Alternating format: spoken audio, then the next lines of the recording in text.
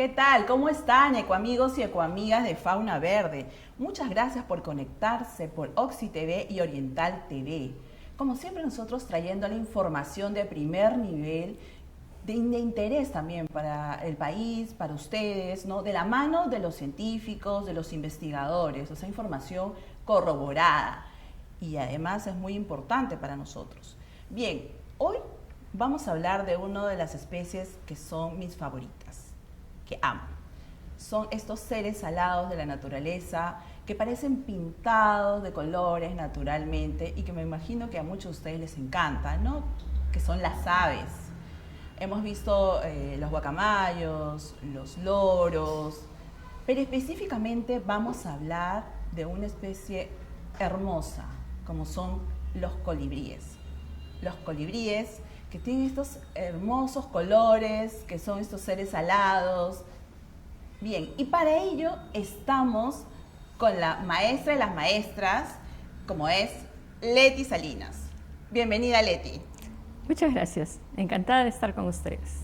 Excelente. Leti, para que ustedes la conozcan, o los que la conocen, pueden escucharla con atención. Es jefa del Departamento de Ornitología del Museo de Historia Natural de la Universidad Nacional Mayor de San Marcos. Es profesora asociada al Departamento de Zoología, con 30 años de experiencia en la investigación sobre la ecología y conservación de aves en el Perú, en especial en ambientes áridos y semiáridos, y en aspectos de interacción planta-aves. Además ha escrito 4 libros sobre aves, así que estamos con una maestra. Cuéntanos, Leti, hablemos primero de las aves, ¿no? Perú es una potencia mundial, no solo de Sudamérica, sino es potencia mundial, ¿no? Cuéntanos. Bueno, Perú es uno de los países megadiversos, uno de los 10 países con mayor riqueza de organismos en muchos grupos, entre ellos de aves. Entonces sí, es parte de nuestro orgullo y es una tremenda responsabilidad de todos y bueno, podemos desarrollar estrategias de conservación estupendas para su conservación. ¿Cuántas especies tenemos de aves? Bueno, es difícil responder esa pregunta porque dependiendo del sistema de clasificación que uno utilice, el número de especies puede fluctuar hasta en 1960 especies de aves, ¿no? Sin embargo, yo soy del grupo de personas que prefiero la colaboración y el mutualismo en vez de la competencia, y entonces asumo esta oportunidad de gran riqueza de aves como una responsabilidad también para trabajar en su conocimiento y sumarse a la conservación. Ese es mi Excelente. visión. Y de esas 1960 aproximadamente que has dicho, ¿cuántas son endémicas? Es decir, que solo viven aquí en el Perú o en esta parte del mundo, ¿no? En Perú tenemos unas 118 especies que solamente viven en nuestro país. Y dentro de este grupo también se encuentran algunas que están muy amenazadas en otras categorías, ¿no? Reconocidas por IUCN. Claro. ¿Y cuáles son las zonas del país donde hay mayor diversidad de especies? ¿Y por qué se produce esto, Leti? O sea, ¿por qué el Perú tiene ese privilegio de tener tanta diversidad de aves? Bueno, la alta riqueza de especies está relacionada con la riqueza de ambientes que tiene nuestro país. Nuestro país tiene uno de los mayores números de formas de vida, ¿no? de zonas de vida, pero los diferentes grupos de aves van a tener mayor riqueza de especies en diferentes ámbitos. Entonces, algunos grupos van a tener mayor riqueza en los ámbitos amazónicos, otros en los andinos, y hoy día vamos a hablar de uno de estos grupos de aves, ¿no? Exacto. Justamente estamos con Leti porque nos ha traído un hermoso libro que es sobre los colibríes, que acá lo pueden ver. Los colibríes además que son una especie hermosa, ¿no? Muchos de ellos los conocemos, ¿no? Yo particularmente he visto aquí en Lima, en los jardines. Y cuéntanos un poco de este libro, cómo surgió, qué especies hay, cuéntanos de los colibríes. Sí, bueno, entonces, encantada de poderles contar un poco sobre este grupo de aves, que es una de las familias de aves que tiene mayor riqueza de especies en el mundo. con más de 400 especies en todo el mundo y su distribución es principalmente el continente americano. En Perú tenemos 128 especies. 128. Ajá, Wow. y de ellas 15 se presentan únicamente en nuestro país, es decir, 15 son endémicas.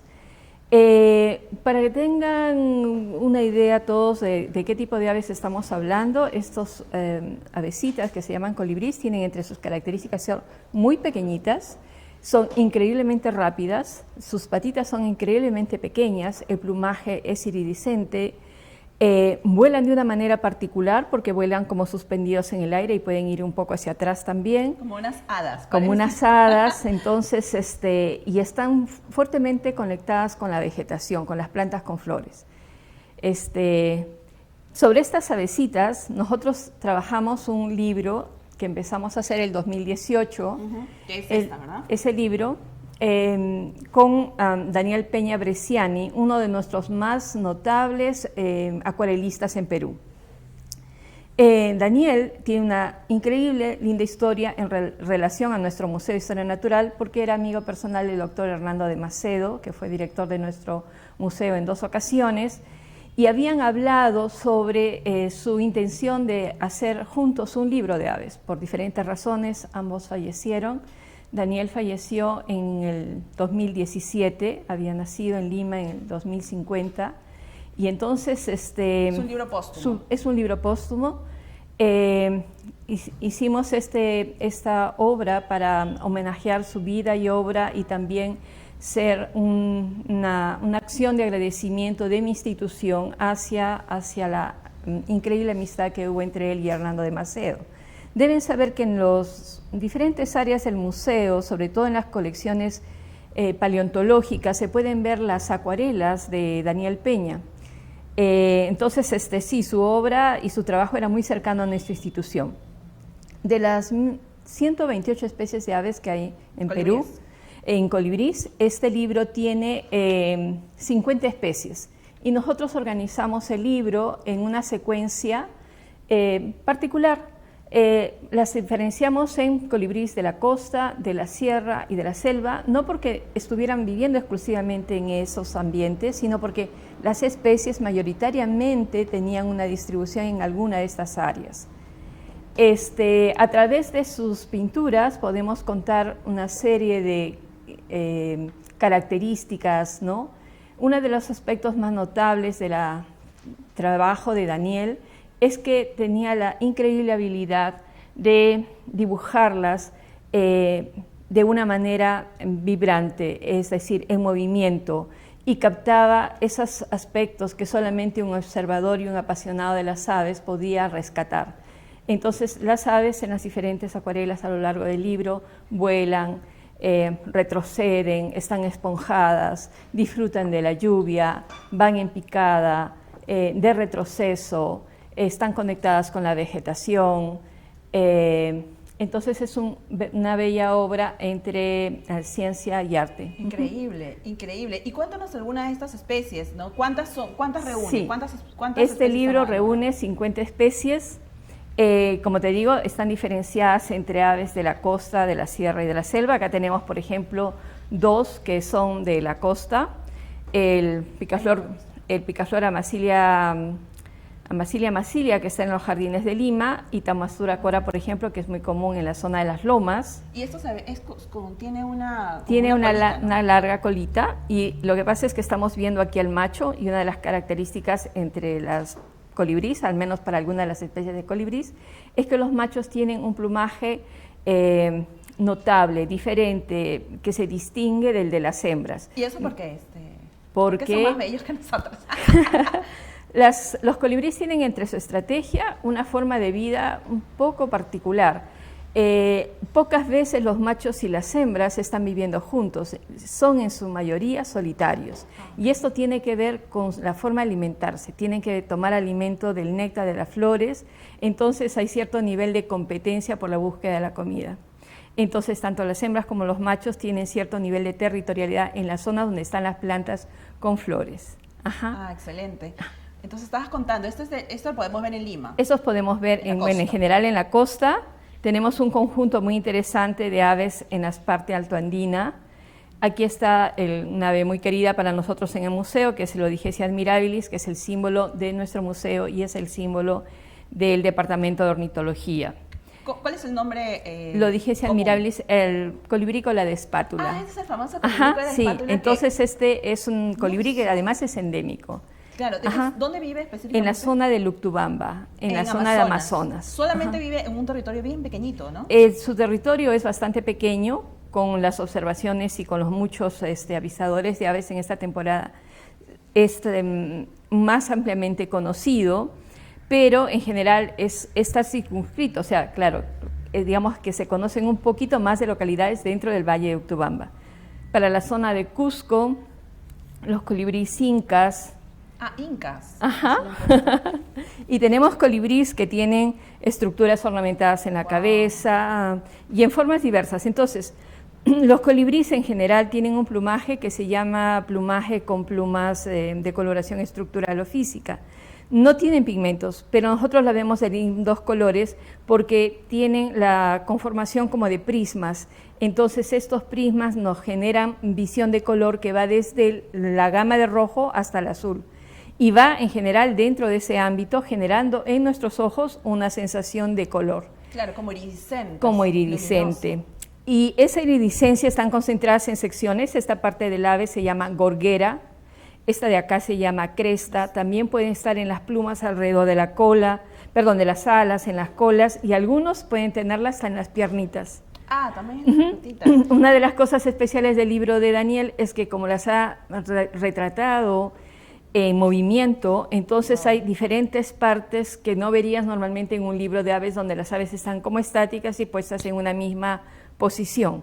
Aquí están en movimiento y exhibiendo muchos de sus atributos. Del artista, ¿no? De Daniel, plasmar eso y el libro, entiendo, además, esas son las acuarelas, las pinturas de él y tiene la descripción tuya, ¿cierto? Sí, los textos del libro son míos y bueno, fue un reto increíble, pero es interesante. Todo lo que escribí está en relación a lo que Daniel me comunicaba a través de sus imágenes. ¿Y él cómo captó eso? Daniel Peña es uno de los más notables acuarelistas de Perú. Me enseñó muchos años en el Museo de Arte de Lima y he tenido una cantidad increíble de discípulos, ¿no? Pero era brillante para poder dibujar y plasmar. Y tiene una gama muy amplia de acuarelas que van desde las marinas, aves, actividades costumbristas también peruanas, ¿no? Pero hacia la última etapa de su vida, él estuvo muy delicado de salud y en la etapa convaleciente su acción artística sanadora fue el pintar colibríes. Ay, me encanta. Entonces, de todo lo que nosotros podíamos trabajar sobre él, decidimos justo solamente utilizar algunas de las muchas acuarelas que él había hecho sobre los colibríes. Continúa. Por ejemplo, acá les he comentado algo sobre el color del plumaje, que es en relación a la iridiscencia, pero también podemos ver acá otras cosas a través de las imágenes de Daniel. Por ejemplo, las colibríes tienen el hombro y el brazo muy cortito, y estas partes muy alargadas que parecen como sables, ¿no? Son en realidad sus manitos. Y entonces tiene como 10 plumas acá en las primarias, 6 en las secundarias y casi siempre 10 en la colita.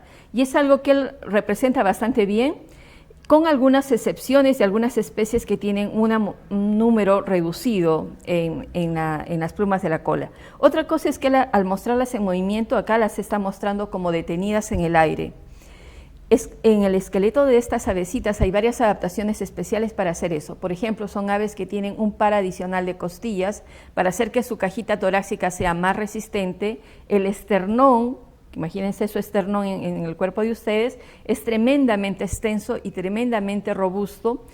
Y la otra cosa es que en este grupo el húmero gira sobre la articulación del hombro como si girara nuestra mano sobre nuestra muñeca.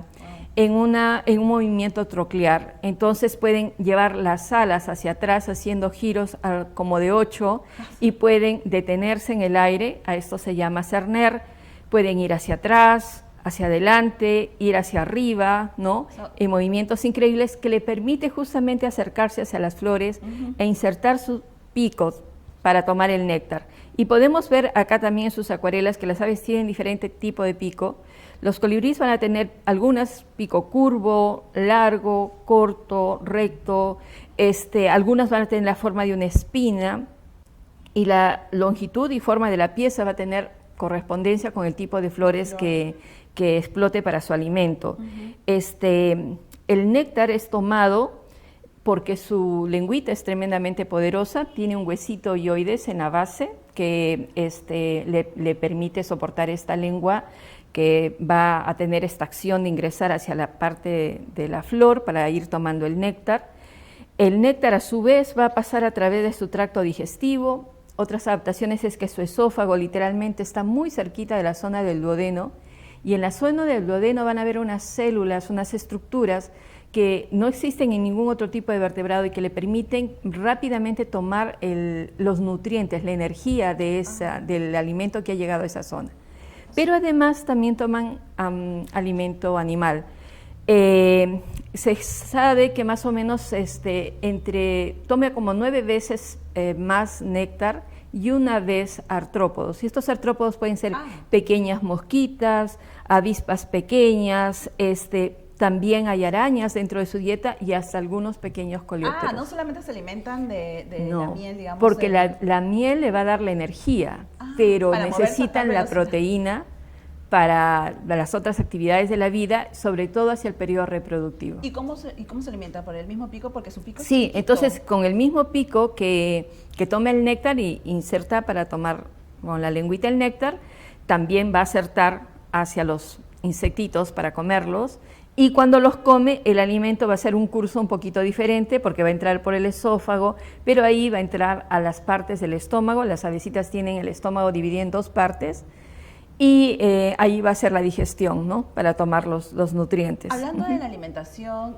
Leti, justo un amigo, mi amigo Juan Carlos, me preguntó y si se le puede dar miel, porque muchas personas hemos visto que le dan miel, azúcar. Sí. Por favor, dinos si es un mito o no, bueno, ¿se puede o no se puede? La colocación de nectarios en el mundo es muy difundido para una gama de aves muy amplias en varias partes del mundo, pero en otras partes del mundo las aves que toman néctar no son tan delicadas como lo son los colibríes. Entonces, lo que nosotros pedimos enfáticamente, querido público, es que hagan el esfuerzo en su maceta, en su jardín, en el jardín del barrio, promover y conservar las plantas ornitófilas. ¿Cuáles son las plantas ornitófilas? Son las plantas que tienen coloraciones que van hacia la gama de los rojos y tienen forma acampanada. Hay una gama enorme de estas plantas que van desde arbustos, árboles, cactus, ¿no? Que van a ser alimento para las aves. Que tienen flores. Es una forma natural de prodigarles alimento. Podemos escoger qué plantas poner en nuestra maceta o en nuestro jardín que sean plantas que le den alimento a los colibríes. Claro, o sea, plantas que tienen flores. Que tienen flores y que tienen flores acampanadas, ¿no? Y no usar los nectarios, porque a no ser personas muy especializadas que saben la conformación específica, la forma de rotar y demás, pudiéramos causar un daño intentando hacer un beneficio. Entonces, mejor no, dejémoslos en los espacios o lugares donde eso ya está más cuidado y controlado y estandarizado, y nosotros, sí, desde nuestra casa, promovamos el cultivo de plantas con flores para los colibríes. Claro, o sea, traducido, lo que queremos decir es que no les den miel, no les den azúcar ni nada parecido, porque ellos, eso no los va a beneficiar, al contrario, les va a afectar. Sí. Porque nos has hablado de un estómago que tiene toda una conformación muy delicada. Sí. Entonces, lo que sí debemos promover es la conformación, el sembrado de flores, sobre todo acampanadas. Acampanadas. ¿No? Esas chiquititas. Hacia la tonalidad de los rojos, naranjas, hay unos amarillas. Que hay sí, pero en general flores que prodigan miel. Eso. Ok, hablando justamente de los picos, ven acá un pico corto y este es Encifera encifera, el colibrí que tiene el pico más grande de todas las dónde especies habita? de colibrí en la zona de la Puna, en la Andes nuestro. Una cosa muy interesante es el tamaño de los colibríes. Había dicho que eran pequeños, pero van desde 5 centímetros hasta 22 centímetros. La mayoría de estas 400 especies que hay en el mundo están alrededor de los 11. La especie más pequeña no supera los 5 centímetros. En Perú tenemos hasta 3 géneros de aves que son de las más pequeñitas. Y tenemos definitivamente la más grande, que se llama Patagona gigas, que está ampliamente distribuida en nuestro país, en las Andes de nuestro país. ¿Qué otra cosa? El peso. Entonces el peso va entre 2 gramos a 23 gramos. Y entonces estas especies que tenemos en Perú, que son muy pequeñitas, justo van a estar entre el rango cercano a los 5 centímetros y alrededor de 2 a más centímetros. Leti, ¿cuál es el rol que cumplen estas hermosas aves? Bueno, el rol es un rol que ellas están cumpliendo en nuestro planeta por mucho, mucho tiempo. Entonces es motivo para hablar un poco sobre a qué linaje ellas pertenecen. Y entonces uso esta imagen de Daniel que se llama Topaz pira, una ave amazónica, para contar un poco esa historia. Quiero que imaginen la Tierra en un tiempo muy, muy antiguo, en el tiempo en que recién están desarrollando sobre nuestro planeta las plantas con flores. Entonces existen fósiles o registros para el linaje de los colibríes, de los troquílidos, que datan más o menos del Oligoceno. Están cercanamente relacionados a las aves que llamamos vencejos, que pertenecen al orden de los apodiformes, que significa que tienen las patas muy pequeñitas. Entonces, una de las características que siempre van a reconocer en un colibrí es que sus patitas son bien, bien chiquititas, pero suficientemente eficaces como para posarse de una percha. Estos organismos entonces parecen haber tenido un origen probablemente fuera de las Américas, pero maravillosamente la mayor riqueza de este grupo desde más o menos 22 millones de años, ocurre en la zona de Ecuador, Colombia y Perú. Y entonces están fuertemente diversificados, vinculadas a las plantas con flores de esta parte de la América. Y este es uno de los grupos de aves más antiguos del linaje de los troquílidos, y entonces vamos a tener unos escenarios muy interesantes. Los grupos de aves de Perú más antiguos los vamos a encontrar, los linajes, digamos como que las ramas de la vida de los colibríes, las ramas como más antiguas, van a estar en la zona amazónica. Perfecto. Amazónica. Y luego también vamos a tener un suceso muy interesante, y es que el número de especies de colibríes en la zona de las Américas, sobre todo de Sudamérica, van a disminuir desde el norte del Perú hacia el sur, y de la Amazonía hacia las Andes y hacia la costa. Entonces, en nuestro país, de todas las regiones, si ustedes están viviendo en Cajamarca, en Amazonas, en San Martín, el número de colibríes es increíble, de más de 60 especies, es increíble. Y luego va bajando hasta llegar a Madre de Dios, y luego la parte de la costa va a tener un número más reducido de especies, pero mucho más alta que en la costa central o en la costa sur.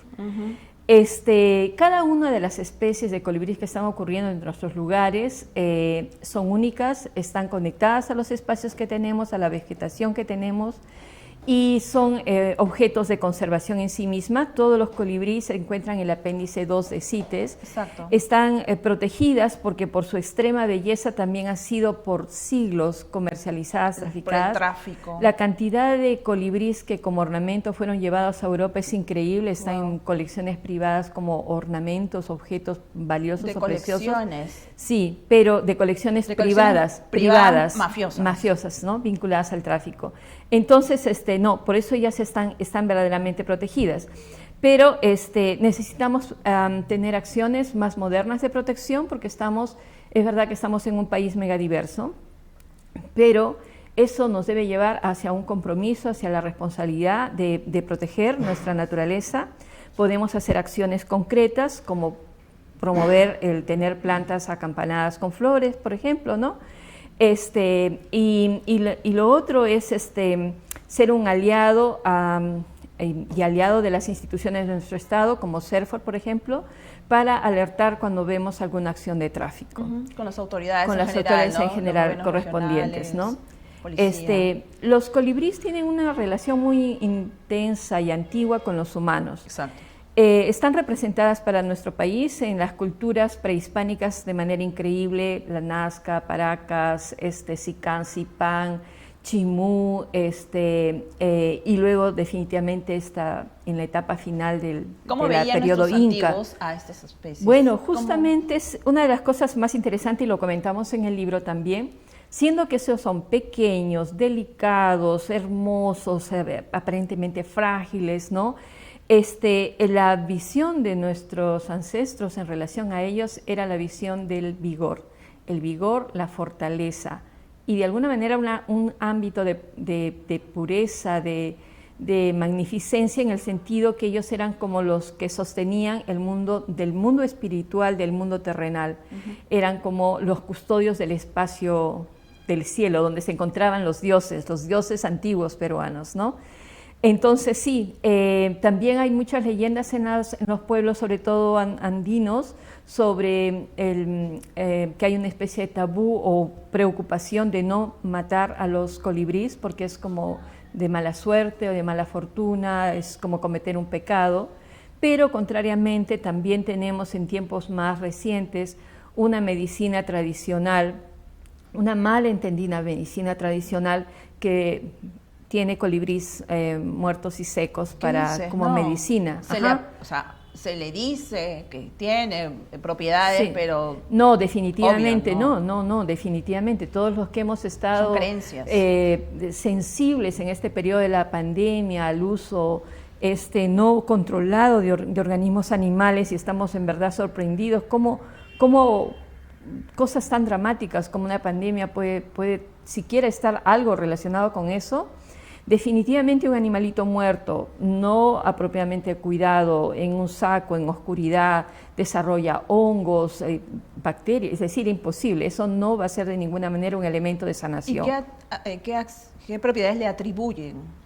En general, bueno, son cosas medio mágicas, pero generalmente aplicado para aquello que no tiene como curación. Ok, ya, ¿no? Pero en general, las acciones de conservación de las dependencias de nuestro Estado están dirigidas y entonces hay inspecciones regulares no solamente en los puestos de control, aduanas y demás, sino también en mercados, lugares de expendio. Están muy sensibles al teléfono de SOS CERFOR para pedir ayuda sobre la vida silvestre, pero también para hacer denuncias. Claro, y cada uno de nosotros, Leti, somos los guardianes de la naturaleza, somos los guardianes de nuestros colibríes, de todos nuestros animales silvestres que existen en el país. O sea, no debemos comprar, no debemos incentivar, porque ya entiendo, o sea, algunas de estas especies, como le atribuyen cosas mágicas, son usadas para curanderismo. Y eso, por favor, creo que en México es lo mismo. Leí la otra vez que en México también utilizan estas especies. Para poder, cuando hacemos el diagnóstico de las especies que en Perú están amenazadas, y ese diagnóstico incluye de alguna manera el uso de partes o elementos de los animales, como cóndor, como suri, como colibrís, es una parte que no debemos dejar sin atender. Hay que tomar medidas, hay que tener una acción, y en esa parte la educación, la promoción, generar sensibilidad, empatía con estos organismos, y has mencionado algo muy importante, Leti, que es la educación. Yo creo que las personas informadas, educadas, no vamos a caer en este tipo de cosas, ¿no? Entonces, quiero que también nos des un poco un mensaje, ¿no? Desde el Museo de Historia Natural, ¿no? Has hablado ahorita de las especies, pero que ustedes incentivan y realizan la investigación, ¿no? Sí, nosotros en el Museo de Historia Natural somos un museo que está cumpliendo 107 años, nacimos en 1918. Es un museo creado con un sentimiento, un gran compromiso para incrementar el conocimiento hacia la flora, fauna y gea de nuestro país, y difundir el conocimiento en todo nivel.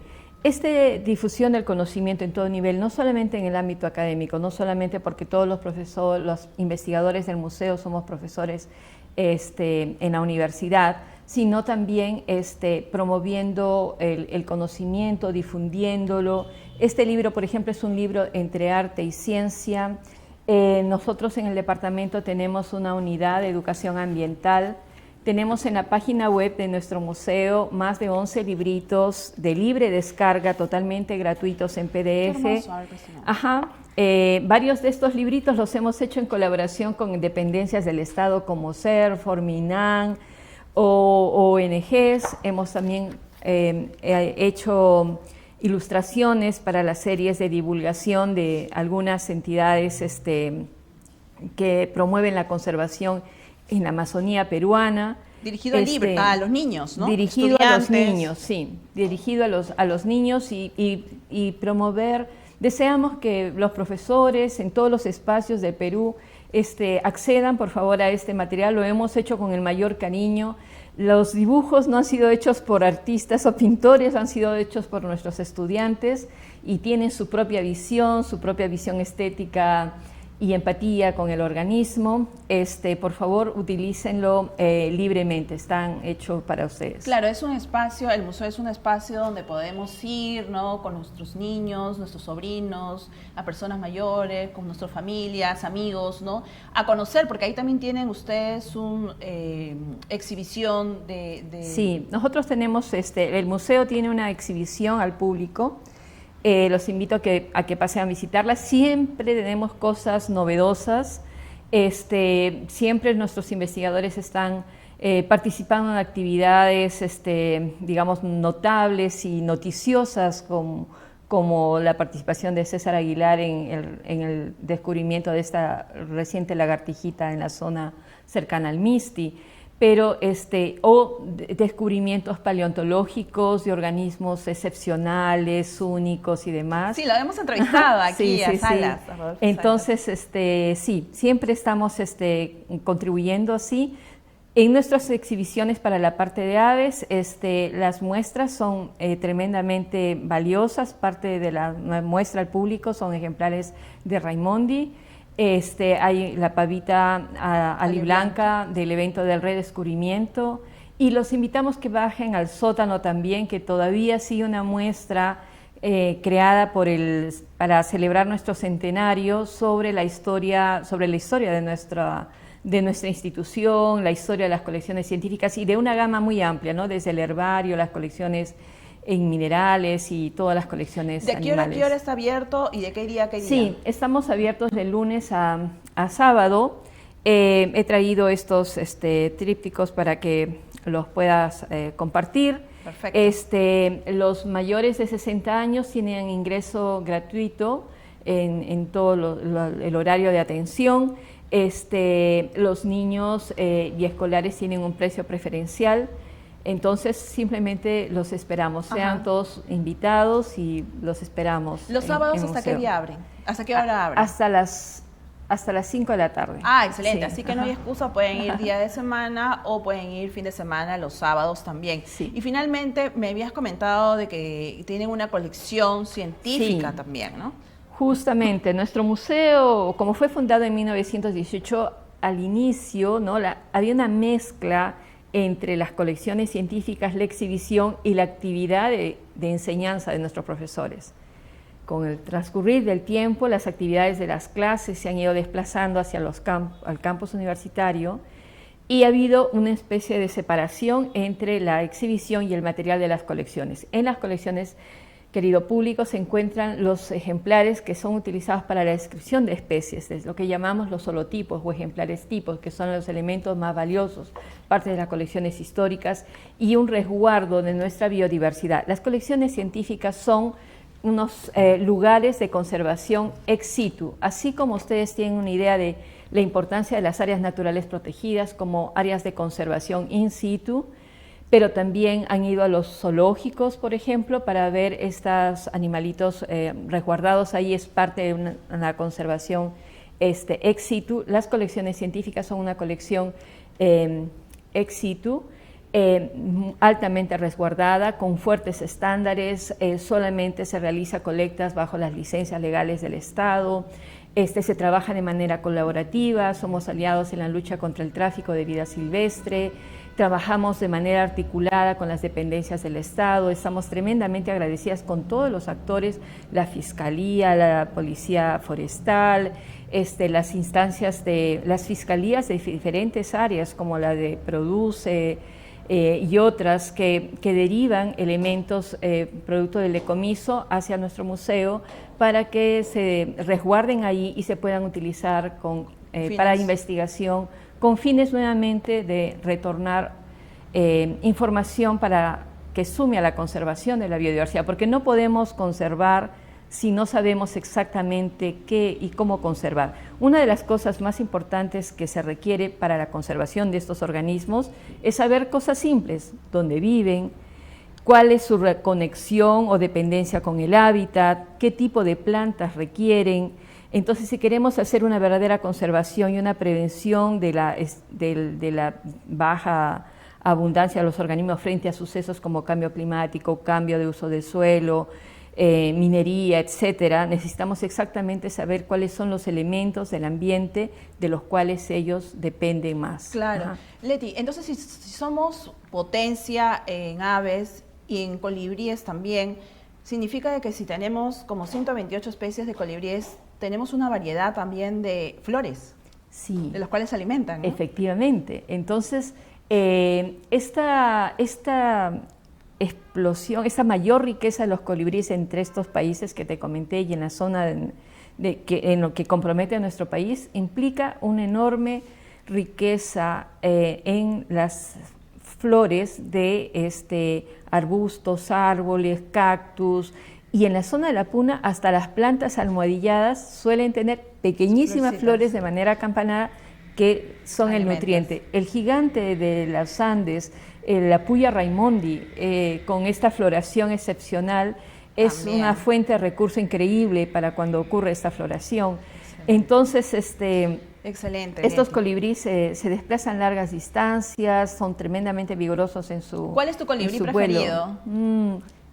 Bueno, no debería tener, no debería, pero el corazoncito, lógicamente, nos compromete a tener un vínculo especial con el colibrí cola de espátula, por ser el símbolo de nuestro museo y nuestro departamento. Excelente, Leti, la verdad que nos has ayudado con toda esta información importante. Ecoamigas, ecoamigas, hoy hemos conocido un poco más sobre nuestras especies, seres alados como son las aves, y en especial el colibrí que amamos tanto y que son tan hermosos.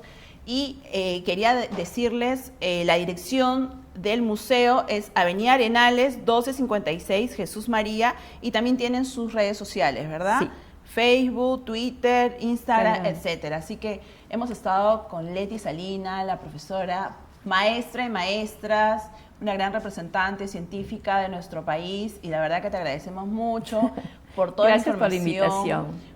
Por ser además guía de muchos estudiantes, ¿no? Y continuar con esta labor.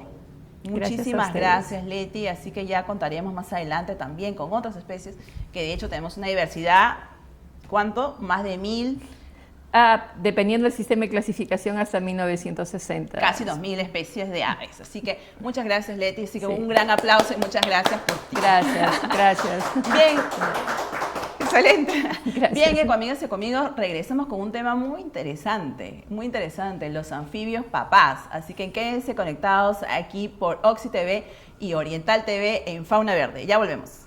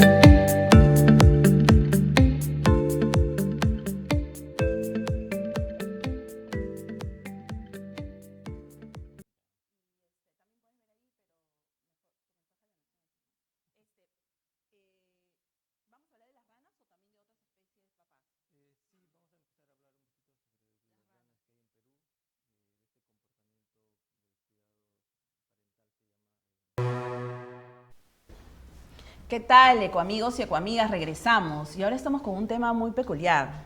Estamos en el mes del Día del Padre, de los padres, así que vamos a hablar hoy de los anfibios papás, ¿no? Qué interesante esto, qué bonito. Y para ello estamos con Víctor Vargas García. Muchas gracias, Víctor. No, Lizeth, muchas gracias por la invitación. Felicitarte por el programa. Realmente es un espacio muy bueno para investigadores, científicos del Perú, quienes generalmente hacen trabajos de investigación y buscan espacios como este, donde nos aperturan a poder explicar lo que trabajamos y de una u otra forma sirve para temas de conservación o aprovechamiento de nuestra flora y fauna que tenemos en el país. Excelente, gracias, Víctor. Bien, para conocer a Víctor, los que lo conocemos, ya sabemos, felices, pero también quiero que ustedes lo conozcan. Él es biólogo especializado en herpetología de la Universidad Nacional San Cristóbal de Huamanga y es miembro activo del grupo de especialistas de anfibios de Comisión de Supervivencia de Especies de la Unión Internacional para la Conservación de la Naturaleza. Además, es miembro asociado de la Asociación de Herpetología del Perú y es investigador y fundador de la Asociación Pro Fauna Silvestre de Ayacucho. Excelente. Entonces tú nos vas a hablar un poco cómo es eso de los papás anfibios. Cuéntanos, ¿quiénes son? ¿Cómo es su rol? ¿Cómo es? Sí, justamente como lo mencionas, este mes se ha celebrado el Día del Padre, ¿no? Entonces, en conmemoración de repente a ello, un grupo de vertebrados que tenemos en el país, bueno, en el mundo también, hablamos de los anfibios, tienen esta característica, digamos, de su biología o ecología respecto a la reproducción, de cuidar a sus huevos o renacuajos, ¿no? Entonces, estamos hablando de las ranas específicamente, ¿no? Dentro de los anfibios, las ranas. Así es, Okay. Las ranas o los sapos, que normalmente se los conoce de esa forma, entonces, solo como introducción, en el mundo hasta actualmente conocemos más de 8.800 especies de anfibios, ¿no? Wow. Entonces estas viven básicamente casi en todo el planeta, a excepción de los polos, básicamente en el frío o en el polo sur, polo norte no tenemos todavía, ¿no? Entonces, y la mayoría se concentra en el trópico, ¿no? Cerca de la línea ecuatorial, en los bosques amazónicos y nuestro país, obviamente. Excelente, o sea, dentro del globo terráqueo está el trópico y los países que viven ahí son los que tienen mayor biodiversidad. Así es, entre ellas nuestro país, Perú, tanto en la costa y sierra que tenemos más de 600 especies conocidas actualmente. Justo el día de ayer se publicaron unas nuevas especies registradas en el país. Entonces, sí. Este número va aumentando, ¿no? Entonces, conocer esta gran diversidad de especies no solamente hace que nuestro país sea llamado megadiverso, ¿no? Entonces, estas especies, su número suma año a año porque justamente los investigadores publican sus trabajos que realizan y eso, digamos, pone en valor nuestro país en cuanto a diversidad. Entonces, ¿en el Perú cuántos tenemos aproximadamente? Poco más de 600. 600. Sí, entonces 682. ¿Y más en qué zonas? La mayoría está digamos, hacia la Amazonía, entre los bosques montanos y la Amazonía. Hay un grupo importante también en los Andes, ¿no? Y poco menos en todo caso en la parte de la costa de nuestro país, ¿no? Excelente. Cuéntanos entonces cómo son las ranas papás. De acuerdo. De este grupo de especies que tenemos en Perú, básicamente hasta el momento hay 3 grupos, digamos, del cual se conoce o se ha estudiado relativamente bastante, no mucho en todo caso, digamos, la característica de su comportamiento reproductivo. En este caso, los padres, a nosotros le llamamos el cuidado parental, tanto macho como hembra, llegan digamos, a proteger, a cuidar a sus huevos, a sus crías. Tenemos unas imágenes que hemos compartido. Mira, sí, ahí están justo, ¿no? ¿Esta qué especie es? Sí, esta es una Telmatobius intermedius, que es una rana de Puquio. Tiene unos ojitos lindos. Entonces, este es un grupo de anfibios que hemos estudiado también. Más adelantecito tenemos algunas ranas que se les llama ranas marsupial, que de repente más adelantito, entonces estas ranas marsupiales... Pero para saber un poquito, o sea, ¿cómo es el tema reproductivo? O sea, ponen cuántos huevos, de ahí se ponen renacuajos, ¿no? Yo he visto que... ¿Cómo es? Cuéntanos tú, ¿qué eres? Sí, el ciclo biológico de los anfibios en general inicia en todo caso con el macho y hembra hacen el amplexus, que es un término científico en la que el macho copula a la hembra, ¿no? Se pone en su encima, le abraza, entonces las hembras liberan los huevos y los machos, digámoslo así, los espermatozoides fecundando fuera de los anfibios, ¿no? Entonces, esto lo realizan generalmente, dependiendo de la especie, puede ser sobre una hojarasca húmeda, los riachuelos, pozos de agua, pantanales, entonces dependiendo de la especie, ¿no? Entonces ya el huevo fecundado, en muchos casos, si digamos deposita en un riachuelo o un pozo de agua, va desarrollándose, entonces luego salen los pequeños renacuajos y van creciendo, en todo caso desarrollando estructuras como sus patas, sus manos. Un momento, digamos, de varios días llegan a perder la cola y ya con las... sí, bueno, es una característica digamos, general de que los vertebrados en sí cuidan a sus crías, ¿no? Entonces, dentro de este grupo están los anfibios, como vemos ahí en grupos, algunas especies que crían, ¿no? Entonces, de repente una siguiente imagen podemos ver, entonces, esta es la gran diversidad que tenemos de anfibios en el Perú. De la ranita, ¿no? Así de ranas. Es, de sapos, ranas generalmente, que hay en nuestro país, como decían. De colores son en la Amazonía, ¿no? Principalmente. Sí, los colores varían, tenemos de todo color, desde verdes los más comunes, marrones, rojos, amarillos, entonces esa gran diversidad es muy importante. Entonces, por ejemplo, esta especie de anfibio que vemos en la imagen es una rana marsupial que tiene la característica en todo caso de poner sus huevos o que sus huevos en todo caso ya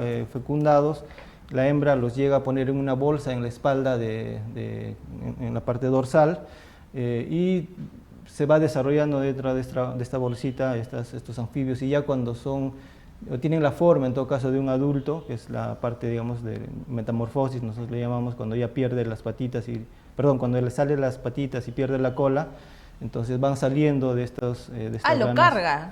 Así es, lo carga por un tiempo hasta que se desarrolle, entonces realmente esto lo hacen las hembras, en este caso, en este grupo, ¿no?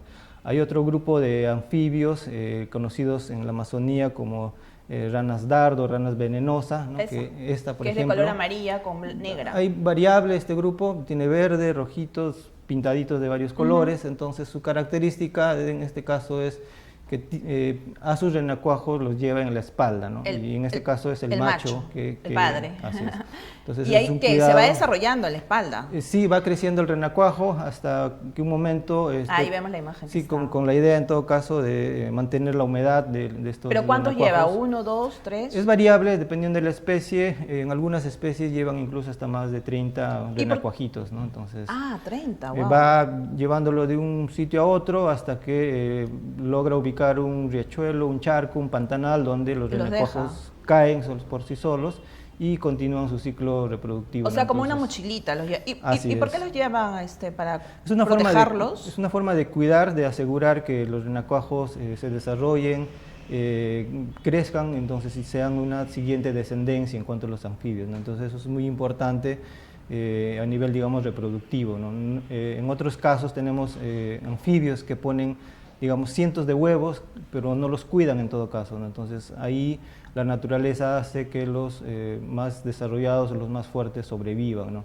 En este caso, la estrategia, digamos, reproductiva de estos anfibios es que son pocos huevos, pocos renacuajos que son cuidados por sus padres, ¿no? Con la idea en todo caso de que la mayoría sobreviva, ¿no? Y dentro de ese grupo también, justamente de un estudio que hace poco realizamos, en un grupo de anfibios muy conocidos por la mayoría de peruanos, en todo caso, mucho se ha hablado de estas ranas acuáticas, las ranas Telmatobius, tienen ese nombre científico, que son varias especies que tenemos en el país, más o menos unas 28 especies que tenemos desde el norte hasta el sur del Perú.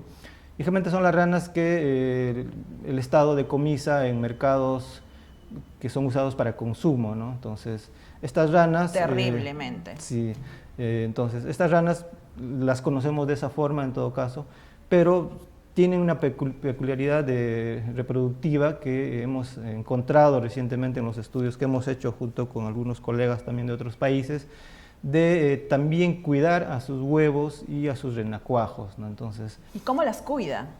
Es interesante, te cuento un poco cómo hemos hecho el estudio. Perfecto. Justo de los trabajos de campo que hemos hecho durante varios años, un día recibimos la comunicación de un colega argentino que iba a realizar un trabajo, nos convocó para poder ver si teníamos información sobre, porque ya había sospechas de que estos anfibios llegaban a cuidar a sus huevos. Entonces juntamos varias especies, unas 5 especies de Telmatobius, una de Argentina, 2 de Bolivia y 2 de Perú también. Entonces estudiamos su comportamiento reproductivo de 5 especies de estas ranas acuáticas, ¿no?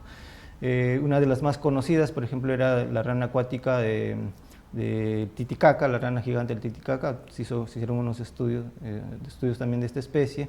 En mi caso trabajé con unas ranas acuáticas de Ayacucho, que es del sur de Ayacucho. Tienen el nombre de Telmatobius intermedius. Entonces, o lo que observamos en todo caso ¿qué en campo... encontraste tú cuando tú fuiste a...? Sí, lo que encontramos es que... ¿Ellos viven en los ríos o en las lagunas? En tu caso, en el río, la de Ayacucho. En el caso de las ranas de Alipaca, se le llama, rana acuática de Alipaca, se reproducen en riachuelos y tienen la característica de poner sus huevos bajo las piedras o piedras grandes o en pequeños huecos que hay al borde de los riachuelos, ¿no? Entonces, estos huevitos más o menos ponen entre 60 80 huevitos, crecen en forma, digamos, suspendidos en una gelatina y pegadas en las paredes de las piedras o de los huecos. Entonces lo que hemos ido encontrando es que cada vez que encontrábamos una nidada, encontrábamos siempre una rana macho a su costado. Entonces nos preguntábamos por qué. Entonces seguíamos estudiando y frecuentemente encontrábamos estos huevos con los machos. Entonces analizamos y describimos que básicamente los machos de estas ranas se quedaban junto a los huevos porque los protegían. Por un lado vimos que los defendían de otras ranas de la misma especie, porque en este caso son carnívoras. Se los pueden comer. Otras ranas se lo pueden comer a los huevos o a los renacuajos, entonces el macho se quedaba ahí cuidando Qué hermoso.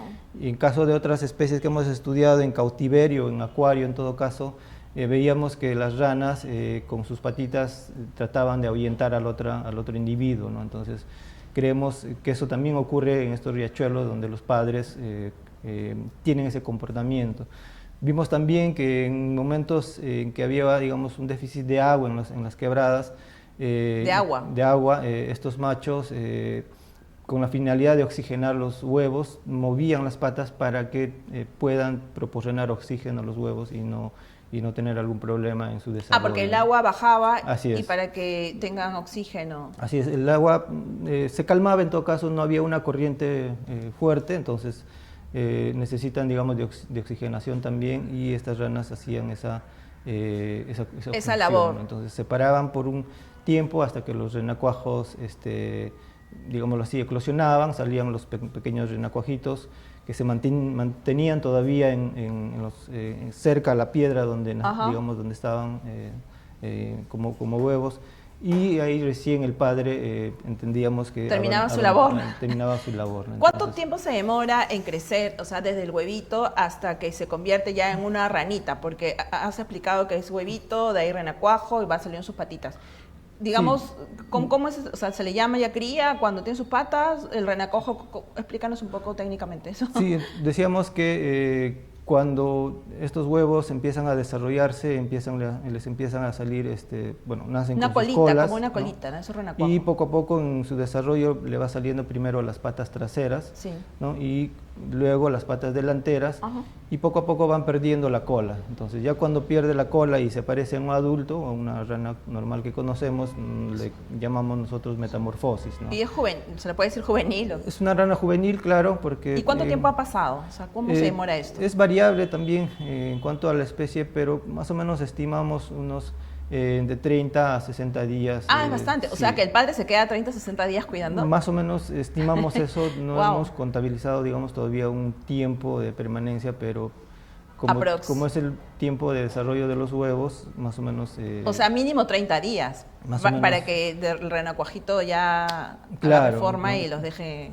Más o menos ese tiempo, ¿no? Entonces puede variar un poco, pero en todo caso esa característica nos ha sorprendido, ¿no? Porque no se conocía sobre esta especie, este tipo de cuidado que tenían estas ranas, ¿no? Lo mismo ocurría con la rana del Titicaca, ¿no? Que tenían este mismo comportamiento. En este caso, por ejemplo, esta es la rana del Titicaca, que generalmente... Pero lo tiene arriba. Ese es, digamos, el amplexus, ¿no? Entonces, ok. La hembra está abajo, el macho generalmente más pequeño, está, digamos, abrazado a la hembra, entonces ahí es donde cada uno libera sus órganos.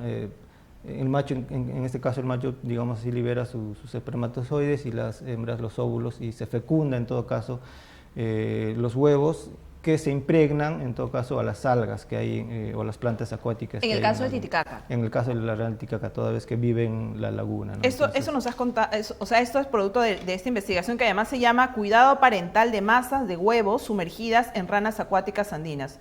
O sea, es el nombre técnico un poco, pero que ha investigado, ¿no? A la rana del Titicaca, a las ranas... ¿Cuántas especies han investigado? Sí, trabajamos con la rana de Alipaca, que es la de Ayacucho, que nos has contado. ¿no? La rana Helsky, que es una que también vive entre Ayacucho y Apurímac, más o menos. Una rana llamada Telmatobius, bueno, la Culius, que es la rana del lago Titicaca. Telmatobius hintoni, que es una rana boliviana, ¿no? Que estudiaron los colegas de Bolivia, y Oxycephalus, que también es una rana, en este caso de Argentina, ¿no? Entonces, y en todos estos casos, tanto en Argentina como en Bolivia, también encontraron la misma comportamiento. Hemos visto el mismo comportamiento. En el caso de los colegas de Bolivia que estudiaron a los individuos en unos acuarios, ahí donde observaron más, digamos, características de lo que te comentaba, ¿no? Entonces, claro. Defendían a sus huevos de otros depredadores, de otras ranas, oxigenaban, entonces ese es el tipo de comportamiento que hemos observado. Y sabemos en todo caso, como son varias especies que hemos estudiado y tienen este comportamiento, nosotros pensamos que esto ocurre en todos los telmatobius que hay en el sur en el Perú, en todo caso, ¿no?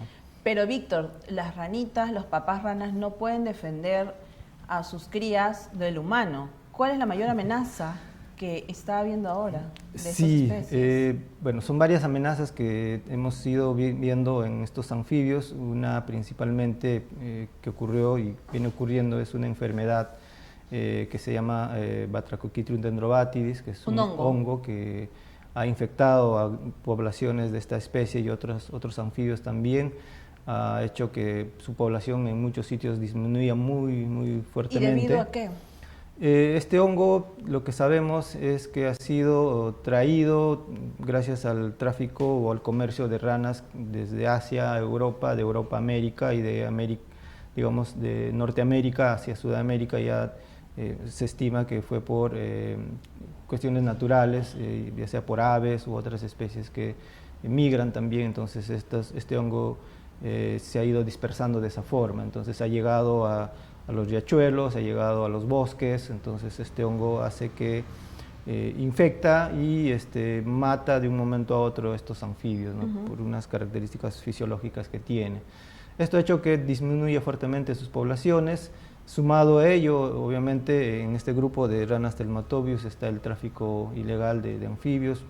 Como decía, conocemos este grupo porque estas ranas son consumidas en mercados, ya sea en la capital o en las ciudades, sean grandes ciudades. Pero eso es un crimen ecológico. ¿Cómo pueden consumirlo una rana licuada, que no tiene ninguna propiedad? Asumen, o mucha gente asume que el consumo de estas ranas tienen propiedades curativas, pero no las afrodisíacas. No está demostrado científicamente que tiene.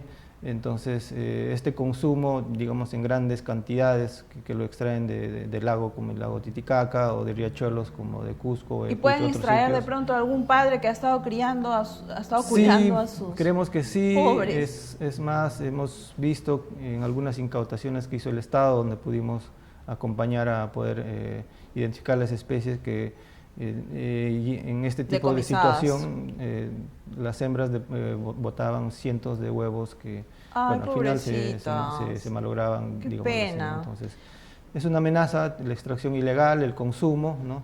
Y por otro lado la contaminación de los ríos. de los riachuelos, de los ríos.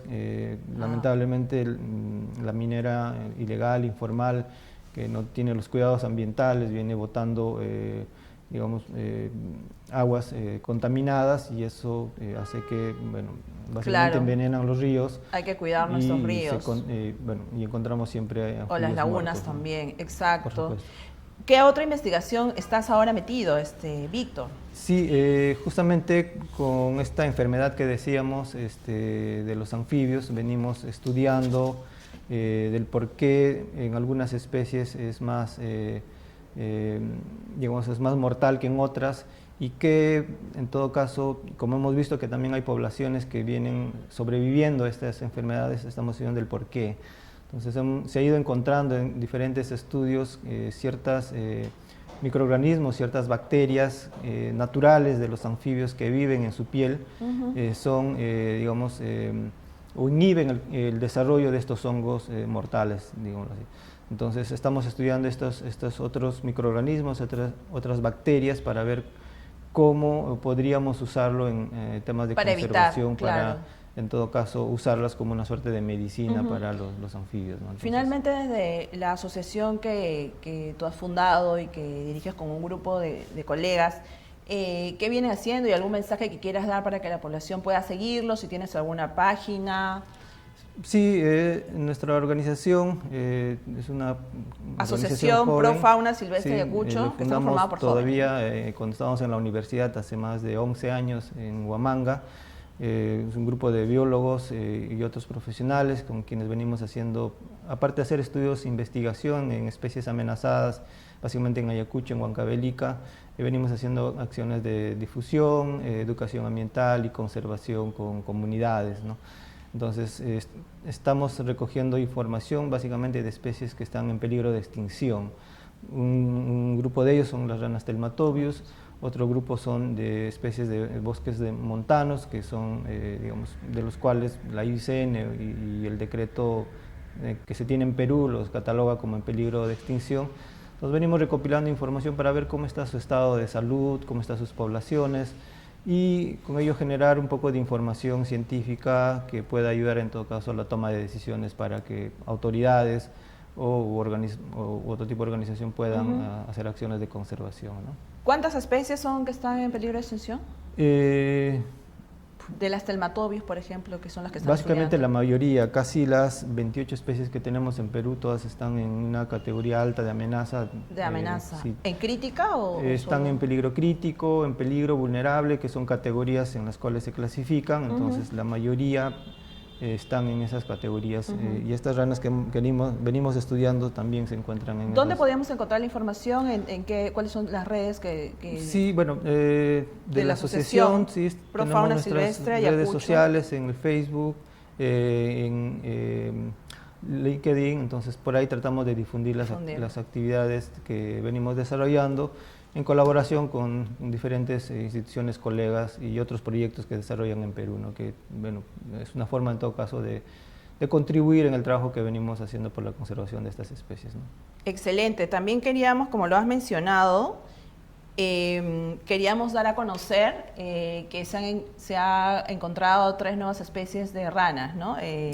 Germán Chávez, que fue uno de nuestros invitados también, él justo ha sido uno de los que ha participado en estas expediciones, que nos ha contado ya algunos ediciones atrás, ¿no? Y ha dado a conocer que hay 3 especies nuevas para la ciencia de ranas de la zona de Huancabamba, ¿no? Esta es una de las informaciones recientes, así que suma a toda la diversidad de especies que tenemos, y deberíamos continuar, ¿no? o sea, nos siguen dando sorpresas la naturaleza, ¿no? Por supuesto. Hay una... Perú, ¿no? Perú es un país que falta descubrir muchas cosas y el equipo de Germán viene contribuyendo bastante. Ellos son uno de los grupos que ha venido publicando nuevas especies en el país, entonces igual muy agradecido por ello, ¿no? Porque nos hace... A ustedes, claro, a todos los que vienen, están siempre, son nuestros entrevistados, sí. Todos vienen colaborando por nuestro país y por el mundo también, ¿no? Así que, ¿quieres dar algún mensaje final para ya concluir con esta entrevista? No, nuevamente agradecerte, Lisette, por la invitación. Otro momento podemos conversar de otro grupo, de otros temas de anfibios, ¿no? Para un poco difundir el trabajo que hacemos. También, me olvidaba, formamos parte de la Asociación Herpetológica del Perú, donde también un grupo de investigadores viene desarrollando múltiples estudios que seguramente en algún momento van a participar contigo contándote todo lo que hacen, ¿no? Excelente, ustedes son bienvenidos, así que ya saben, ecoamigos, ecoamigas, hoy hemos aprendido mucho más sobre los papás anfibios de las ranas que nos ha contado Víctor y también con Leti Salinas sobre los colibríes. Así que síguenos a través de Oxy TV y Oriental TV por Fauna Verde. Muchas gracias y nos vemos el siguiente sábado. Hasta luego. Gracias.